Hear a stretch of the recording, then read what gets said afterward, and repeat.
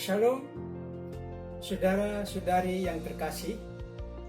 Jumpa kita pada kesempatan ini, Renungan Harian GKI Kuitang, Senin 15 Juni 2020, bersama dengan saya, Pendeta Emeritus Arti Sembiring.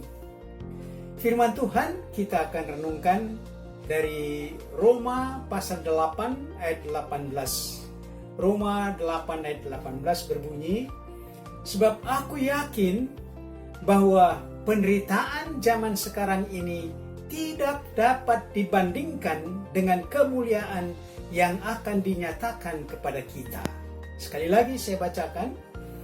"Sebab aku yakin bahwa penderitaan zaman sekarang ini tidak dapat dibandingkan dengan kemuliaan yang akan dinyatakan kepada kita."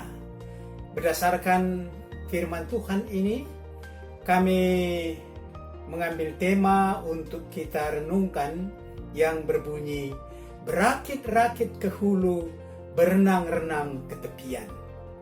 Firman Tuhan yang menjadi landasan renungan kita ini adalah pernyataan Rasul Paulus dengan keadaannya yang cukup berat, menderita fisik dan juga tekanan batin dari orang-orang Yahudi yang mendakwa Paulus telah merusak adat istiadat nenek moyang Yahudi.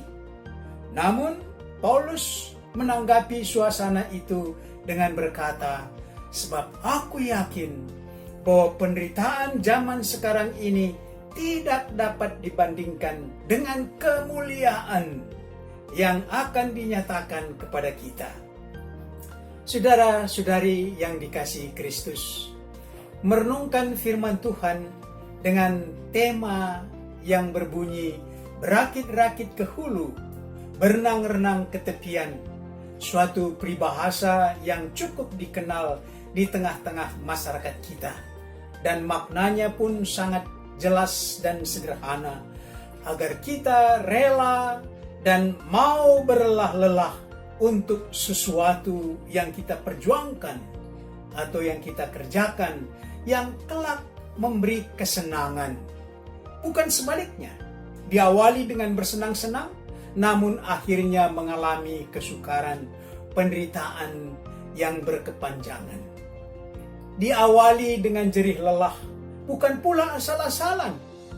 Berjerih lelah dengan satu perhitungan dengan apa yang dihasilkannya. Suatu spanduk yang banyak sekali kita temui di tengah-tengah masyarakat kita mengajak kita supaya rela mengikuti protokol kesehatan menghadapi COVID-19. Spanduk itu bertuliskan, "Tinggal di rumah atau tinggal di rumah sakit." Rupanya tinggal di rumah, sering cuci tangan, pakai masker, jaga jarak satu dengan yang lain kalau di tempat umum. Ini membuat hidup kita rasanya kurang nyaman. Apalagi orang yang tidak mau diatur, rasanya dipaksa. Tetapi kewajiban ini harus kita lakukan, memberi kenyamanan yang akan menghasilkan kemungkinan besar kita terhindar dari wabah COVID-19 yang kalau terpapar COVID-19 ternyata bisa mematikan. Begitulah makna spanduk yang berbunyi, "Tinggal di rumah atau tinggal di rumah sakit." Saudara-saudari yang dikasihi Kristus, seorang bapak memberi persyaratan kepada pemuda yang mau menikahi putrinya, yaitu si bapak ini menghendaki perkawinan itu nanti harus memenuhi tuntunan adat istiadat, membawa banyak biaya, memakan banyak biaya yang sangat besar. Disyaratkan supaya pesta itu harus dengan mas kawin puluhan ekor babi.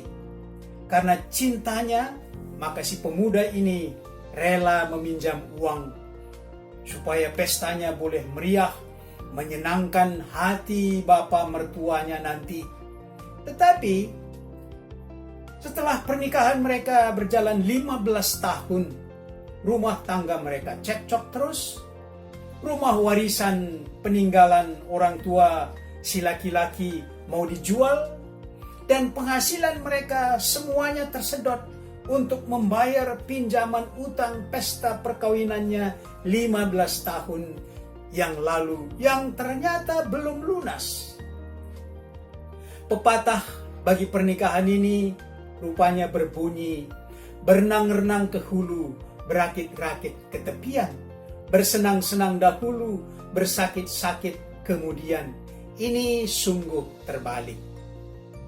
Saudara-saudari yang dikasihi Kristus,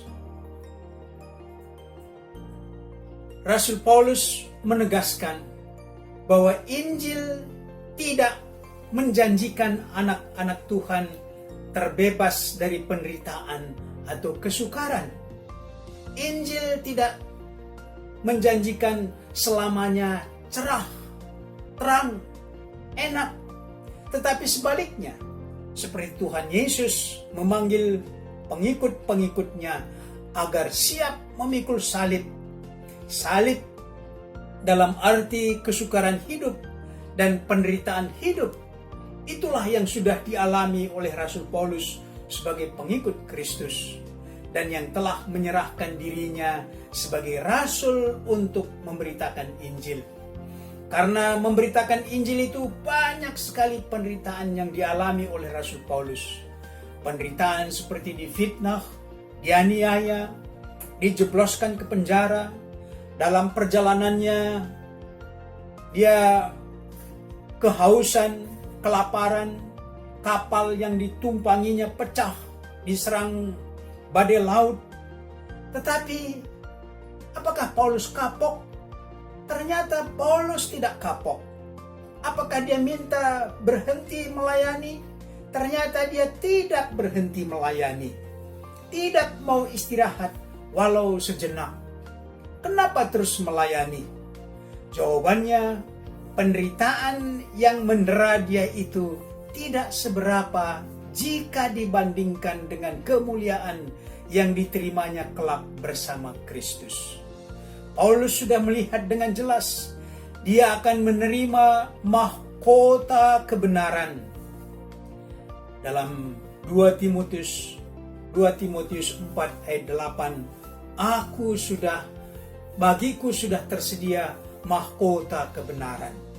Dia bertekun dalam pelayanan, karena dengan pelayanan yang ditekuni itu, dia akan menerima mahkota kehidupan. Seperti yang dikatakan dalam Wahyu 2 ayat 10, siapa yang bertekun sampai akhir, maka dia akan menerima mahkota kehidupan. Saudara yang dikasihi Kristus, dengan nasihat Rasul Paulus ini mendorong kita untuk tidak menggampangkan hidup ini. Mendorong kita untuk rela berlelah-lelah, tidak gampang bosan. Teman-teman, ada yang berpikir, saya kan sehat, untuk apa pakai masker? Ada yang berpikir, saya cuma beli telur ayam ke warung, ngapain virus corona mau menyerang saya? Mereka ini menggampangkan hidup ini. Mari saudara-saudari, kita renungkan bagaimana kita rela, bagaimana kita mau berlelah mengikuti ketentuan atau protokol kesehatan mencegah merebaknya COVID-19 dengan senang hati, dengan rela hati, bahkan dengan sukacita kita bertekun, khususnya sebagai pengikut Kristus yang rela memikul salib. Kita mau berakit-rakit ke hulu, berenang-renang ke tepian. Mari kita berdoa. Ya Bapa Surgawi, bersama masyarakat di negeri ini, kami berdoa mengucap syukur atas perjalanan bangsa kami yang kami yakini sungguh dalam tangan Gembala yang baik, Tuhan kami Yesus Kristus. Karuniakan kami hikmat dan pengetahuan oleh Roh Kudus, supaya kami mampu berlelah-lelah untuk memajukan negeri ini. Mampukan kami bersabar, bertekun, berlelah-lelah untuk kesejahteraan bersama. Kami berdoa untuk tenaga medis, sarana medis, para sukarelawan yang bersama-sama masyarakat bekerja mengatasi merebaknya COVID-19. Kami berdoa kiranya saudara-saudara yang terjangkit COVID-19, walau dalam tahap apapun mereka, agar lekas sembuh dan kehidupan kami boleh pulih seperti sedia kala. Sempurnakan doa kami ini, ya Bapa, demi Kristus pengantara kami. Amin.